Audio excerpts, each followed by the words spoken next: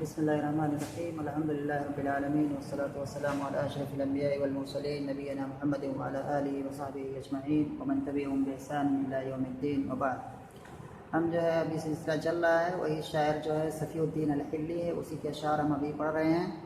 اور آج ہم ایک نئی چیز پہ پڑھنے جا رہے ہیں، اسی شعر کا ایک نیا ٹکڑا پڑھنے جا رہے ہیں جس میں وہ کہہ رہا ہے: من دبر العیش بالآراء دام له صفوا وجاء الیہ الخطب معتذرا. یہ بھی حکمت ہی کا ایک شعر ہے. اس میں بھی ایک اچھی عادت اور ایک اچھی حکمت اس نے جو ہے بتائی ہے، سمجھائی ہے لوگوں کو. سب سے پہلے ہم جو ہے اس کے الفاظ معنی پر غور کر لیتے ہیں. اگر کوئی اس میں مشکل لفظ ہے تو اس میں جو ہے من، اس میں موصول ہے، یہ واضح ہے. اس کے بعد ہے دبرا یدبر تدبیرا، یعنی کسی چیز کی تدبیر کرنا، یعنی کسی چیز کو جو ہے کسی چیز کی پلاننگ کرنا، کسی چیز کو مرتب کرنا، یہ معنی اس کا ہوتا ہے. مرتب کرنا، پلاننگ کرنا، تدبیر کرنا. باب تفعیل سے آتا ہے دبرا یدبر تدبیرا. اور جیسے اردو میں بولتے ہیں کہ کیا تمہارے پاس اس کی کوئی تدبیر ہے، مطلب اسے کیا اس طرح سے بولتے ہیں، تو اردو میں آتا ہے اس کا جو مصدر ہے. من دبرا العیش، عیش یہ مصدر ہے. عاش یعیش عیشن، یعنی کہ یہاں مراد جو ہے زندگی ہے. عیش میرا مراد یہاں پر مصدر ہے، لیکن یہاں پر عیش سے مراد کیا ہے؟ الحیات، یعنی کہ جو زندگی ہے وہ یہاں پر مراد لے رہا ہے. اس کے بعد ہے بالآراء، رأی کی جمع ہے آرا. اور یہ جو ہوتا ہے یہاں پر وہ مراد لے رہا ہے. بعض لوگ کہتے ہیں کہ مطلب اسے مشورے مراد لے رہا ہے، اور بعض کا کہنا ہے کہ یہاں پر تدبر و تفکر مراد ہے، غور و فکر مراد ہے. یہ چیز یہاں پر مراد ہے. یا تو اس کو ہم مشورے کہہ سکتے ہیں، یعنی کہ آرا کے معنی مشورے، جو کہ رأیون کی جمع ہے. رأیون واحد ہے، اس کی جمع ہے آرا، اور اس پر الف لام داخل ہے اور وہ باقی ذریعے سے مجرور ہے. تو الآرا ہو گیا، یعنی کہ مشوروں.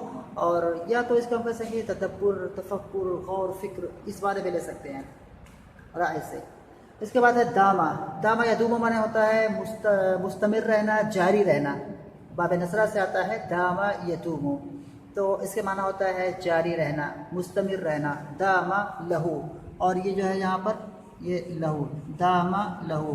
اس کے بعد ہے صفون معنی صفا یصفو معنی ہوتا ہے صاف ہونا، خالص ہونا. یہ اس کا معنی ہوتا ہے. باب نصرہ سے آتا ہے صفا یصفو صفون، یعنی کہ خالص ہونا، صاف ستھرا ہونا، یعنی کہ کسی تمام آلائشوں سے پاک صاف ہونا. یہ معنی ہوتا ہے، مصدر ہے یہ. اس کے بعد ہے وجاء الیہ الخطب. خطبن کے معنی ہوتا ہے کوئی بڑا معاملہ، کوئی بڑا معاملہ جو کوئی ہوتا ہے، یا کوئی بہت بڑی ایسی کوئی چیز ہوتی ہے جس میں لوگ ایک دوسرے کے سے باتیں کرتے ہیں اس کو حل کرنے کے لیے. یعنی کہ بڑی چیز، بڑا معاملہ، کوئی بڑا سا جو معاملہ ہوتا ہے اس کو خطب کہتے ہیں. یعنی کہ کوئی بہت بڑی سی چیز ہے، کوئی بہت مشکل سی چیز ہے جس کو مطلب آدمی آسانی سے حاصل نہیں کر سکتا ہے، یعنی کہ بہت ہی ٹف ہوتی ہے، بہت بڑی ہوتی ہے، تو اس کو خطب کہتے ہیں. تو یہاں پر ہم کہہ سکتے ہیں کہ بڑی اور مشکل چیز، بڑی چیز اور مشکل چیز، یہ اس کا معنی ہو جائے گا الخطب کا. اور اس کی جمع آئے گی خطوبن. خطبن کی جمع آئے گی خطوبن. اس کے بعد یہاں پر ہے معتذرا. معتذرا یہاں اس میں فاعل کا صیغہ ہے اعتذرا سے، باب افتعال سے آتا ہے اعتذرا یعتذر اعتذارا، اور اسی سے اس فاعل جو آئے گا وہ ہو جائے گا معتذرن. تو معتذرا یہاں پر جو ہے حال ہے، اس لیے یہاں پر کیا ہے؟ یہ منصوب ہے. شعر میں آتے ہیں. سب سے پہلے اس کے مفہوم دیکھتے ہیں. یہ ترجمہ میں کرتا ہوں سب سے پہلے، اس کے بعد اس کی شرح. ترجمے میں شاعر کہہ رہا ہے کہ من دبر العیش، جو آدمی اپنی زندگی کو مرتب کرے گا، جو آدمی دبر العیش، اپنی زندگی کو مرتب کرے گا، یعنی کہ جو آدمی اپنی زندگی کے معاملات کو مرتب کرے گا، اپنی زندگی کی آگے کی جو آنے والی زندگی ہے اس کی ایک پلاننگ کرے گا. ہر چیز ایک پلان کے تحت چلے گا کہ کیا کیسے مجھے چلنا ہے، کیسے کرنا ہے. تو وہ شاعر کہنا چاہ رہا ہے اس میں من دبر العیش، جو آدمی اپنی زندگی کی جو ہے پلاننگ کرے گا، یا اپنی زندگی کے معاملات کو مرتب کرے گا بالآراء، کیسے؟ غور و فکر کے ذریعے سے، تدبر و تفکر کے ذریعے سے. تو جو آدمی اپنی زندگی کی پلاننگ کرے گا غور و فکر کے ذریعے، تدبر و تفکر کے ذریعے سے، تو اس کا نتیجہ کیا نکل کے آئے گا؟ دام لہو صفون، تو داما کا جو ہے یہ فعل ہے اور اس کے اندر جو ہوا کی ضمیر ہے وہ لوٹ رہی ہے العیش کی طرف، یعنی کہ اے دام العیش، تو وہ زندگی مستمر رہے گی اس کے لیے کس حالت میں، مطلب ہے کہ صاف ستھری حالت میں، مطلب کہ ہر طرح کی پریشانیوں سے صاف ستھری یہاں پر مراد ہے، یعنی کہ دام لہو صفون، یعنی کہ وہ زندگی، اگر ہم اس کو تھوڑا اور بالکل واضح طور پر کہیں تو دام لہو، تو وہ زندگی اس کے لیے مستمر رہے گی صفون، یعنی کہ عیش والی، آرام والی زندگی، مطلب جو ہے اس حال میں کہ وہ مطلب عیش والی، کہ صاف ستھری ہوگی، یعنی کہ تمام طرح کی پریشانیوں سے صاف ستھری ہوگی، ہر طرح کی مصیبتوں سے صاف ستھری ہوگی۔ تو من دبر العیش بالآراء، جو آدمی اپنی زندگی کی جو ہے پلاننگ کرے گا، جو آدمی اپنی زندگی کے معاملات کو مرتب کرے گا بالآراء، غور و فکر اور تدبر کے ذریعے، دام لہ صفون، تو اس کے لیے ہے نا اس کی زندگی صاف ستھری رہے گی پریشانیوں سے، مصیبتوں سے اور تمام جو ہے نہ چاہنے والی چیزوں سے۔ وجاء الیہ الخطب معتذرا، اور جو ہے اس کی طرف آئیں گے جو ہے الخطب، بنے کہ مشکل کام، بڑے کام جو ہے اس کی طرف آئیں گے اعتذار کرتے ہوئے، یعنی کہ سرنڈر کر دیں گے اس کے سامنے، جو ہے مطلب جو آدمی زندگی کو اپنے پلاننگ کے ساتھ جیے گا، اپنے آگے کے فیوچر کو جو ہے وہ بالکل پلاننگ کے ساتھ مطلب جو ہے طے کرے گا، غور و فکر کے ذریعے سے طے کرے گا، تو کیا ہے اس کی زندگی ٹھیک ٹھاک سے گزرے گی، اور جو بڑی چیزیں جو مطلب عام لوگ نہیں حاصل کر سکتے ہیں، جو بڑے کام ہیں، جو جس کو دوسرا کوئی عام آدمی نہیں حاصل کر سکتا ہے، وہ ان چیزوں کو کیا ہے یہ آدمی جو کہ غور و فکر کے ذریعے سے کام کرتا ہے وہ ان کو حاصل کر لے جائے گا۔ تو مطلب کیا ہے کہ مطلب جب کوئی آدمی کسی کے پاس سے مطلب عذر بیان کرنے آتا ہے کہ میں معذور ہوں، مجھے معاف کر دیجئے، گویا کہ وہ آدمی جو ہے وہ آ رہا ہے، اس کے انڈر میں ہو گیا ہے، اس کے نیچے ہو گیا ہے، مطلب اپنے آپ کو اس کے سامنے جھکا رہا ہے۔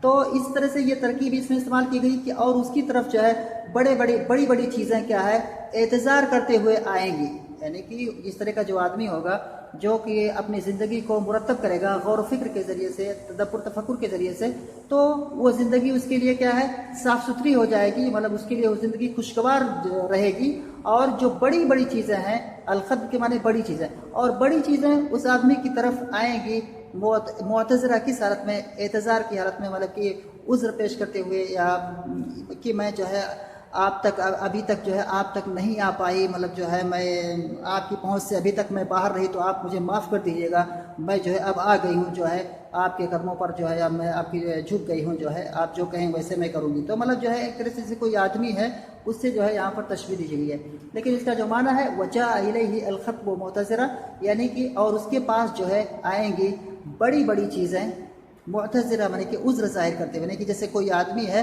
کہ مطلب آ رہا ہے اور عذر بیان کر رہا ہے کہ آپ مجھے معاف کر دیجئے کہ میں ابھی تک آپ کے پاس کیا ہے نہیں آیا، اب میں بالکل آپ کے پاس آ گیا ہوں، آپ جو چاہیں وہ میں وہ کروں گا، جو آپ چاہیں وہ میں بالکل جو چاہیں وہ میں کرنے کے لیے تیار ہوں۔ تو اس طرح کا مطلب گویا کہ وہ کوئی آدمی ہے، الخط گویا کہ وہ کوئی آدمی ہے جو اس طرح سے اعتذار کرتے ہوئے آ رہا ہے کہ میں بالکل آپ کے پیروں پر گرا ہوں، اب جو چاہیں میں آپ کے لیے کرنے کے لیے تیار ہوں۔ تو اس طرح سے تھوڑا اس میں مطلب بلاغت ہے، مطلب جو ہے بلاغت کے اعتبار سے یہ جو اس میں معنی تھوڑا اس طرح سے ہے۔ تو ایک بار پھر سے جو ہے اس کا ترجمہ کر رہا ہوں کہ من دبر العیش بالآراء، جو آدمی اپنی زندگی کے معاملات کو مرتب کرے گا غور و فکر کے ذریعے سے، دام لہ صفون، تو اس کے لیے زندگی خوشگوار رہے گی، وجاء الیہ الخطب معتذرا، اور اس کے پاس آئیں گی بڑی چیزیں، معتذرہ مانے عذر بیان کرتے ہوئے، یعنی کہ اپنے آپ کو حوالے کرتے ہوئے، اور اس کی طرف بڑی چیزیں آئیں گی کس حال میں، اپنے آپ کو جو ہے اس آدمی کے حوالے کرتے ہوئے۔ معنی سمجھ میں آ رہا ہے اس کا؟ ہاں، تو یہ اس کا ایک عام سا معنی ہے جو اس میں کہ مطلب ایک آدمی کو کیسے زندگی میں جینا چاہیے۔ ایک آدمی کیا ہے جو اپنے مطلب آگے کی جو اس کی زندگی ہے اس کو مطلب اپنے دماغ لگا کر کے اس کو ایک پلاننگ کے ذریعے سے اپنی زندگی کو جیے گا، تو اس کی زندگی بہت ہی خوشگوار گزرے گی جو ہے، اور بڑی چیزیں جو ہیں وہ ان کو حاصل کر لے جائے گا، وہ بڑی چیزیں جو کہ ایک عام آدمی جو کہ مطلب اس طرح سے عقل کا استعمال نہیں کرتا ہے، بالکل ایسے ہی رہتا ہے، جن کو وہ حاصل نہیں کر پاتا ہے۔ تو یہاں پر کیا ہے مطلب عقل اور جو اس کی مطلب جو فضیلت بیان کی جا رہی ہے کہ مطلب آدمی کو ہمیشہ جو ہے اپنے عقل کا سہارا لینا چاہیے اور زندگی کو اسی کے ذریعے سے گزارنی چاہیے۔ اگر اس میں جو ہے اگر ہم اس کو ترکیب اگر ہم یہ ترکیب اعتبار سے دیکھیں تو یہاں پر من جو ہے اس میں موصول ہے، اور اس کے بعد دبر العیش بالآراء، یہ جو ہے جملہ کیا ہو جائے گا، یہ من اس میں موصول کا صلہ ہو جائے گا، اور یہاں پر جو من اس سے موصول ہے اور یہ جو صلہ اس کا ہے یہ مل کر کے یہ کیا ہو جائیں گے، مبتدا ہو جائیں گے۔ اور اس کے بعد جو ہے دام لہو صفون، دام فعل ہو جائے گا، اس کے اندر جو ہے ہوا کی ضمیر ہو جائے گی جو کہ فاعل ہوگی، جو کہ عیش کی طرف لوٹے گی، اور لہو جو جار مجرور یہ دامہ سے متعلق ہو جائے گا، اور صفون کیا ہو جائے گا، یہ دامہ کے اندر جو ہوا جو فاعل ہے اسی سے یہ حال ہو جائے گا۔ یہ فعل ناقصہ نہیں ہے، فعل ناقصہ جو ما دامہ ہوتا ہے وہ فعل ناقص ہوتا ہے، لیکن دامہ پر جب ما داخل ہوتا ہے تب وہ فعل ناقصہ ہوتا ہے، یہاں پر فعل ناقص نہیں، یہاں پر فعل تام ہے۔ تو دامہ ہے، اس کے بعد اس کا جو ہے یہاں پر ہوا کہ ضمیر اس کا فاعل ہے، لہو اس سے دامہ سے مجرور ہے، اور صفون یہ کیا ہو جائے گا، اسی جو اس دامہ کا جو فاعل ہے اسی سے یہ حال ہو جائے گا۔ تو یہ ایک جملہ ہو جائے گا دام لہو صفون، اور یہ جملہ کیا ہے، معطوف علیہ ہو جائے گا، اور واو حرف عطف ہو جائے گا، اور جاء فعل ہو جائے گا، الیہ جار مجرور اسی جاء سے متعلق ہو جائے گا، اور الخطب جو ہو جائے گا یہ فاعل ہو جائے گا جاء فعل کا، اور معتذرن جو ہے یہ حال ہو جائے گا، اور اس کا ذوالحال جو ہوگا یہ الخطب ہوگا۔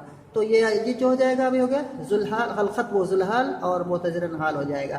اب یہ جاء فعل اور جو ہے الیہ اپنی جار مجرور، اور الخطب جو ہے یہ فاعل، اور اسے جو حال ہے یہ سب مل کر کے ایک اور جملہ بنیں گے جو کہ جملہ معطوف، جو کہ معطوف بنے گا۔ یہ جملہ معطوف ہوگا اور اس کا عطف کس پر ہو رہا ہے، دام لہو صفون پر ہو رہا ہے۔ اب یہ معطوف علیہ اور معطوف یہ دونوں جملے کیا ہو جائیں گے، یہ مبتدا جو ہے من دبر العیش بالآراء، اس کی کیا ہے یہ خبر بن جائے گے، اور اس طرح سے یہ کیا ہو جائے گا، جملہ اسمیہ خبریہ ہو جائے گا۔ سمجھ میں آیا؟ اچھا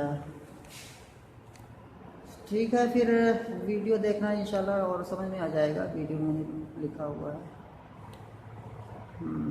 اکتفا کرتے ہیں اسی پر، ٹائم بھی ہو رہا ہے، ویڈیو لمبی ہو جائے گی، پھر اگلا درس پڑھیں گے کل انشاءاللہ۔